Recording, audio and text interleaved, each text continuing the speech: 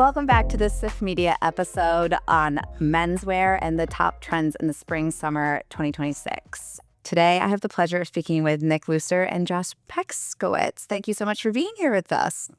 Thanks, Kate. It's always a pleasure to see you, Katie, and it's always a pleasure to sit next to you, Nick Wooster. And you know I feel the same about you, Joshua. Well, let's dive kind of right in. Spring, summer, we're in it right now. We're at CIFF, seeing spring, summer from Scandinavia. And I would love to hear kind of some of those key trends that you've been seeing that you've been really appreciating this season, not only at CIFF, but also across the whole season in other cities. Nick, if you want to start off. Well, so everybody knows that I hate the word trend, and I really do. But if you had to ask me what the main trend is, I would say it's nothing. And by that, I mean nothing too directional, nothing too scary, nothing too, there's so much of everything that it's kind of like do your own trend, which I think is interesting. Yeah, I agree with that. I think everybody is trying to follow a trend that is happening along, especially in menswear. I think there's always been this kind of moment of catching what's happening, what's new.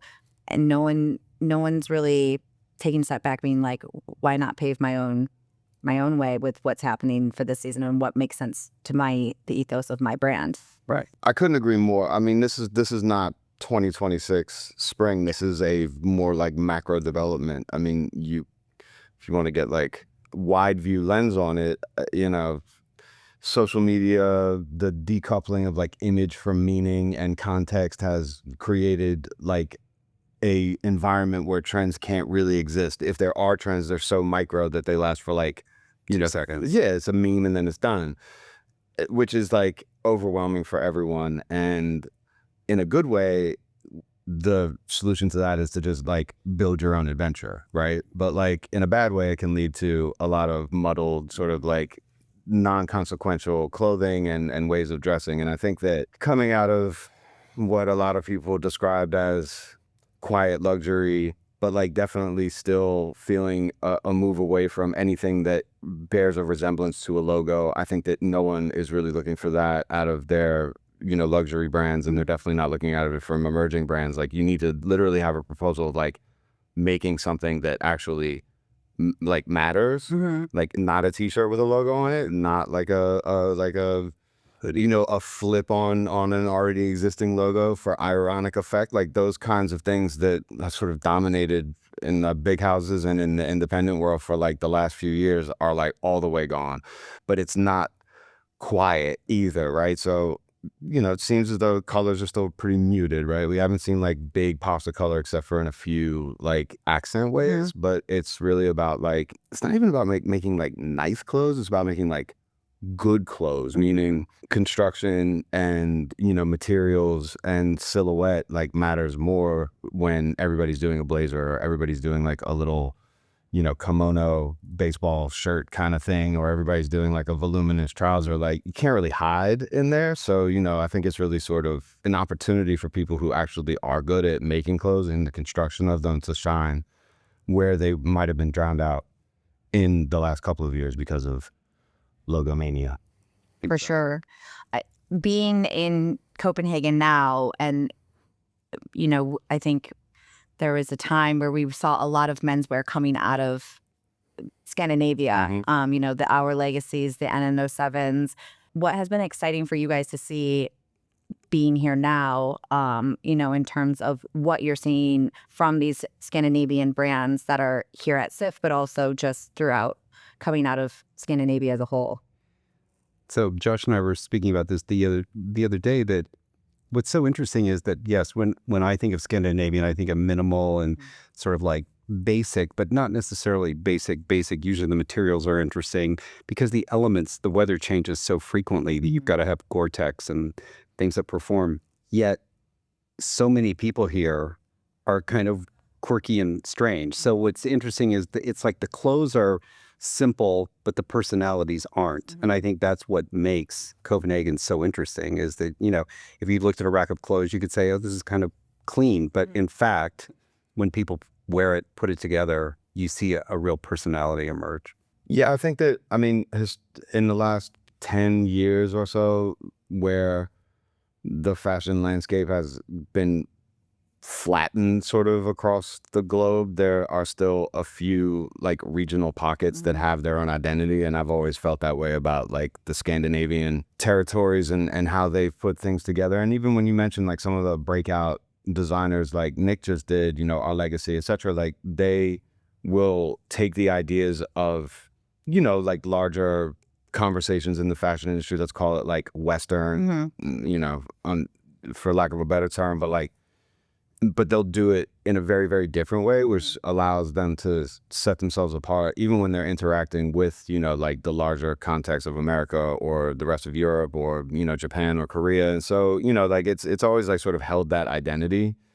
It is what Nick says. It is like minimal, but like weird, you know, it's sort of like complicated minimalism in a way, if that makes sense. But like there's a lot of construction and a lot of techniques that you see in the clothes here that like make them feel of a place. And also usually now the wider world is doing it as well, but like it is those softer sort of treatments of colors. Like you don't see black, you see like charcoal gray or like, you know, plated silk that like has that sheen on it rather than like super saturated. And you know, that's always like been part of it. And I think that Nick makes a really good point that it's just like the underlayer of all that is like personality and like sort of a jagged sense of humor. Yeah, there definitely is. It's interesting. I really appreciate what you were saying, though, Nick, about like the minimalist in the clothing, but the personality of the person and how they put it together. Because some of Scandinavia definitely has a very specific look. Like being in Copenhagen, walking around, you don't see it in other parts of, you know, from New York, and every city has its own ethos, and I think that that's a really cool perspective of what you're seeing here. I would love to kind of get a little bit more and get your perspective on how are designers balancing function and statement right now?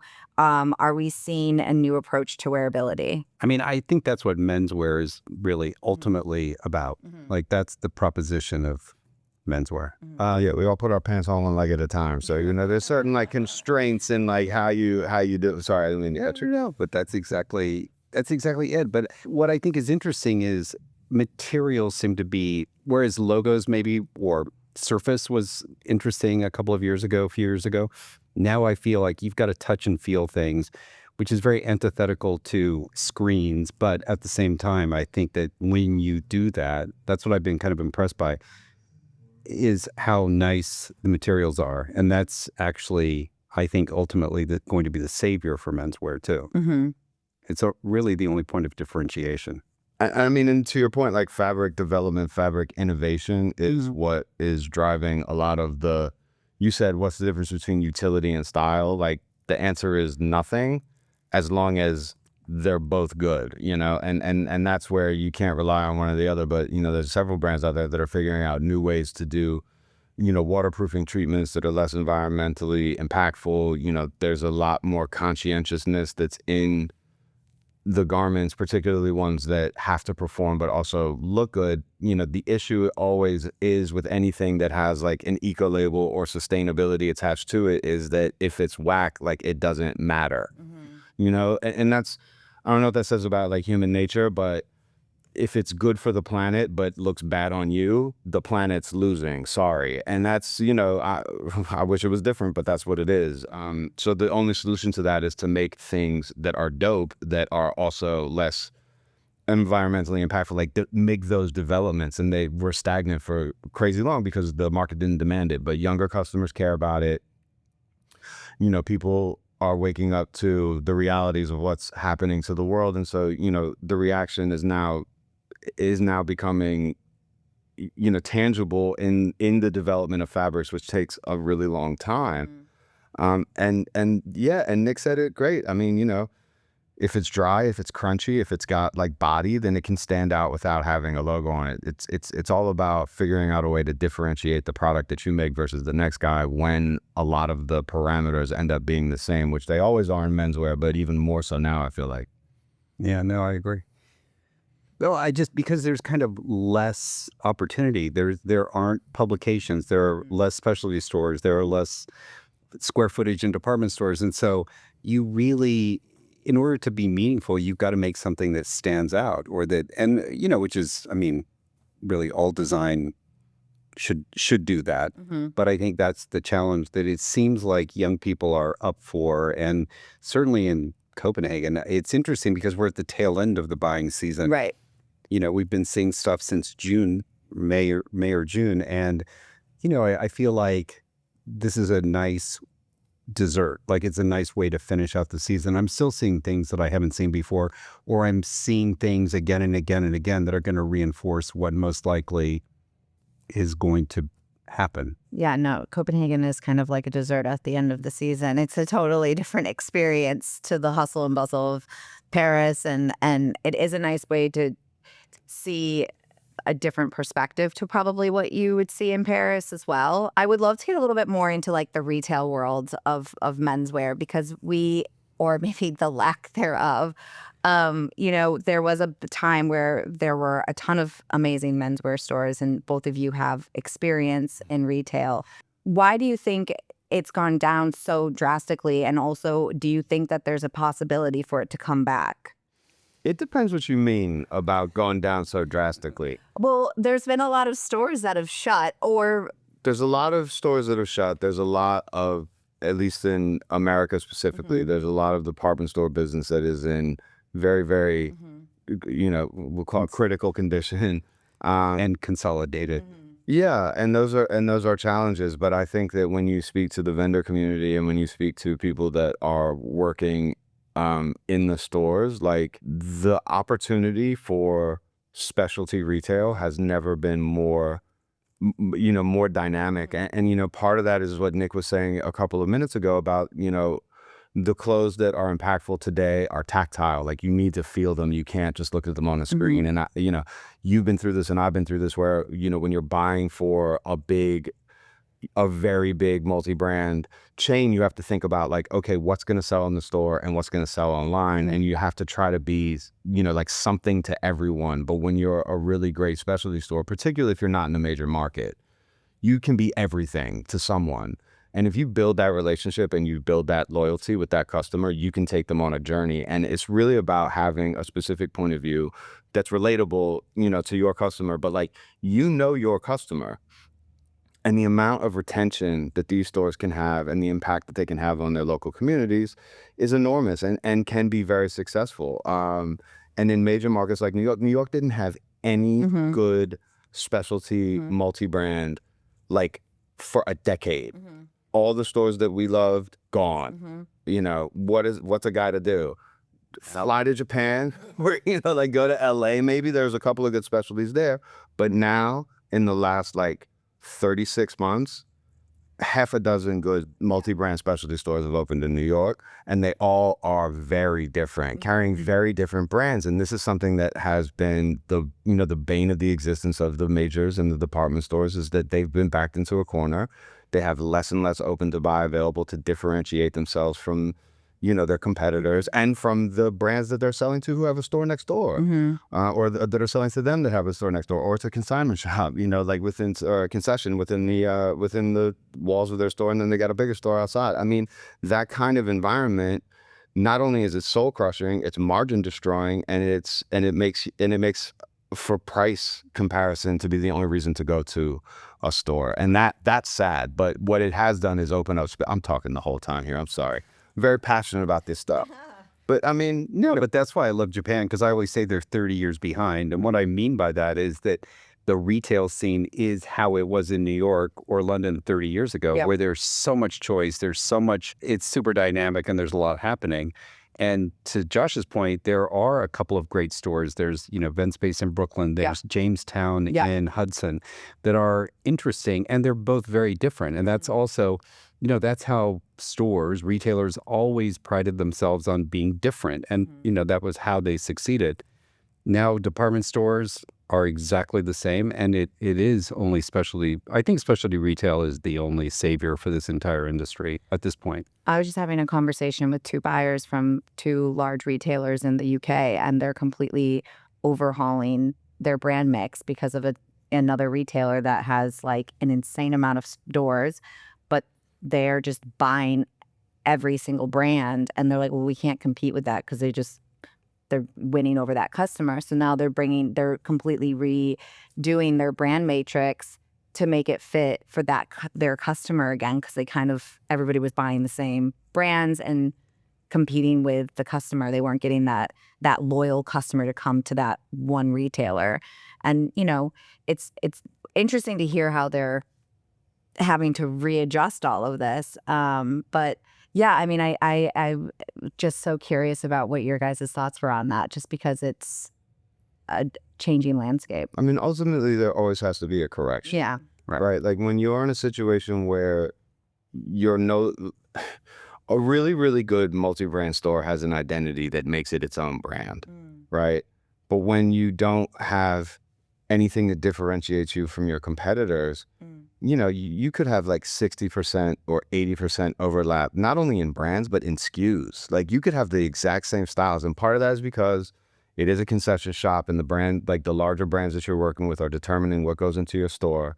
And there's reasons why that happened, and there's reasons why that became so prevalent when it did. But as with all things that are on a pendulum, it swings so far one way that gravity starts to swing it the other way. It has to.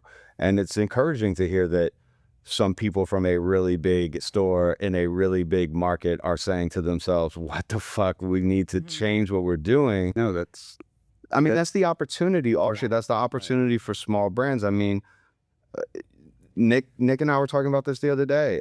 It's just like you meet people who have these ideas and they're doing things that are interesting and they have good, like a good perspective. They're not doing things that are too crazy, but and then you just sit back and you really, really hope that it can work for them. But it's an adverse environment when, EDI compliant, and you need to do these chargebacks and blah, blah, blah, blah, blah, and net 90 terms and all these things that like really are so challenging for a small business to get off the ground, particularly in the United States, although this applies worldwide. But independent stores, and when being able to work with them and being able to like foster more of that sense of community is hopefully going to then trickle back up into the majors and hopefully create opportunities for younger brands to thrive. I mean, so Gene Pressman's book is coming out in September, and the story that I like to tell when people talk about the death of Barney's, because in LA we notice it even more than New York, I think, because that Barney's in Beverly Hills was like a center, a hub. Right. But I always say that the decline, or that the death of Barney's had nothing to do with the last years. It had to do in 1993 when they opened on Madison Avenue. Because the reason why was, Bergdorf's was uptown and Barney's was downtown. And Bergdorf's and Barney's used to buy more or less the same brands, but they were bought completely differently for a different customer.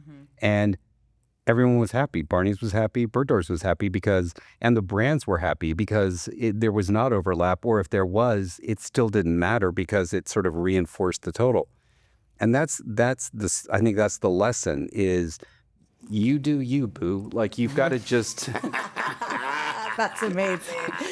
if you can just do what you do and do it really well, because Barney's was amazing. It was the most amazing store in the world. Bergdorf's is one of the biggest, most important institutions in retail. We need retailers to succeed. We need everyone to succeed. And I really do believe that it's possible if they sort of stick to what they know. I would love to get into a couple of questions from like your perspective of just the future of menswear. What do you see as a long-term shift for menswear in the next 5 years? You want me to go first? Yes. I have no idea. I think the shift is in, and this is again something we were talking about earlier, I think the shift is in the priorities of the customer. Meaning, when you look at the world of men's and women's fashion, men's is infinitesimally small compared to women's. But all the statistics say that it's growing, and it's growing at a clip that far exceeds what women's is able to maintain, and it has been consistently growing, and there's more room for it to grow. When I started my career in the media side of things, which was 27 years ago, you know, there were very few men who either did or would admit to care about their clothing in a way that, you know, they're able to talk about it now, where it is a hobby for them. It is something that defines them in a positive way, the way that the music that they listen to, or the clothes, or the, you know, car that they drive, or the architecture that they like, or blah, blah, blah, blah, like all these things that are like make up one's identity. You know, for some mysterious reason, clothing that's worn by 99.99% of humans was left out of that. You know, like this is the form of expression that we have, and the way that you visually communicate things about yourself to people first is your physical appearance.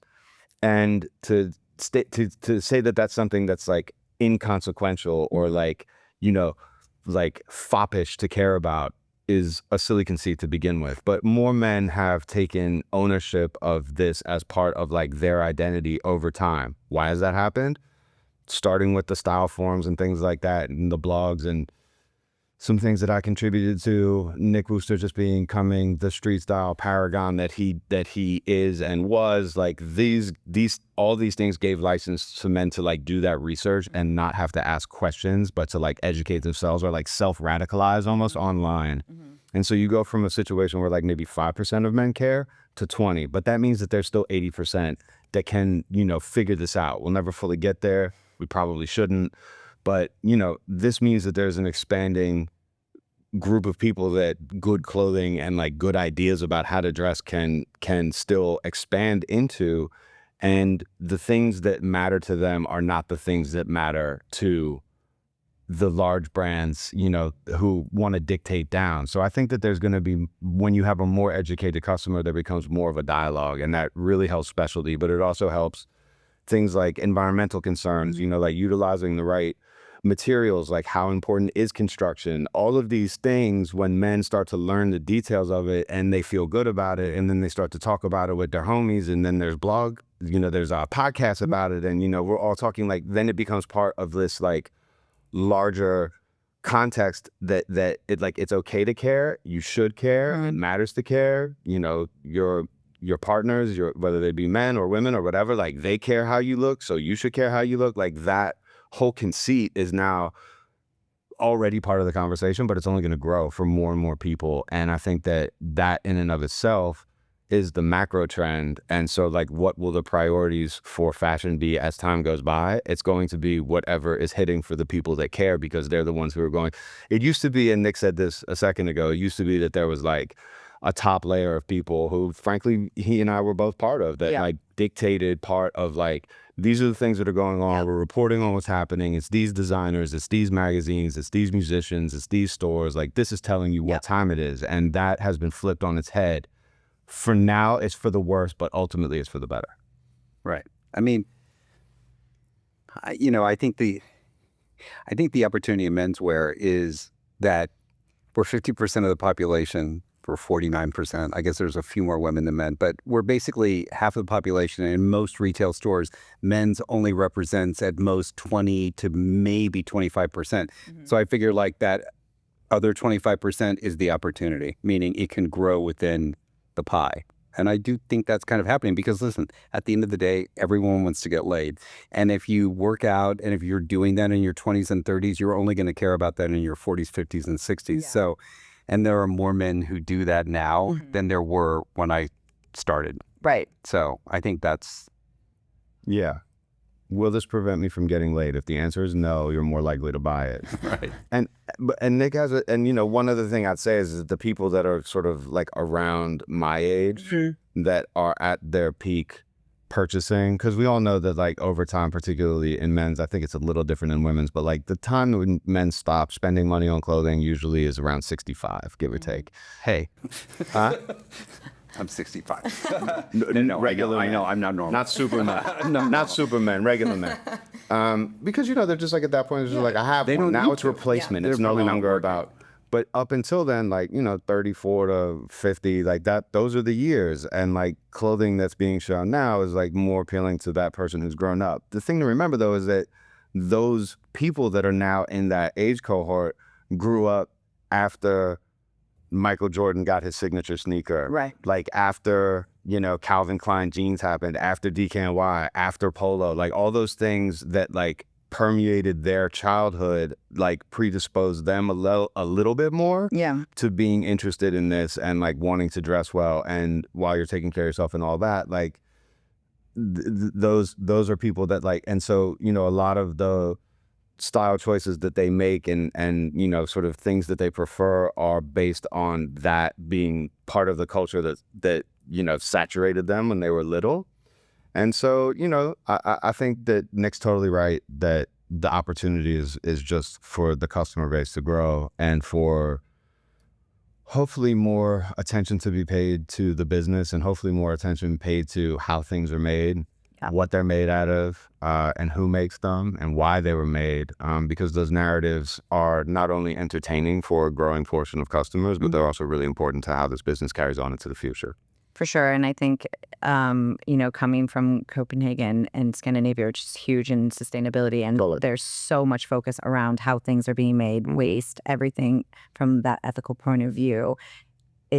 I'm curious to see how this region will really continue to open up those opportunities and kind of push and help push the world in other ways too, of learning how to practice them. It only gets done if somebody does it first. Yeah. You know. Yes, for sure. My last question for you is, what have been some of your favorite brands that you've seen here in Copenhagen? Berner Kühl. Berner Kühl. Yes. Was really interesting. Mm-hmm. What's that other one? Adnym. Adnym. We like that a lot too. I like that a lot. Yeah, I thought both those were great. And who's the guy from the musician who has Applied Art Forms. Yes, Applied Art Forms. That was very good too. Right. So Applied Art Forms and the belt guys. Oh, Molebo. That one. They're really cool. Yeah. And then I got a special shout out to Nikben, who gave us a tattoo. Oh yeah, we both got tattoos. We got tattoos, and I had to change my pants today because it looked like I was having that time of the month. He was bleeding through his leg. Perfect. Yeah. So amazing. He had his white jeans moment, if you know what I'm saying. I did. It's totally fine. But this whole thing has been so fun. Yeah, like I did not expect to get a tattoo. Yeah. No, I mean, I think that's part of being in, brands are trying to stand out and also show kind of what their like values and like what they're all about. And that's part of it for them. You know what I mean? And it's cool that they're doing activations on site and kind of telling their brand story a little bit more too. So yeah, cool. It's been fun time. Yeah. Thank you so much for having me. Yeah. Thank you. Thank you so much for being on this episode. Our pleasure. I don't want to speak for you, but it's my pleasure. Certainly mine too. Okay, there you go. Thanks, guys.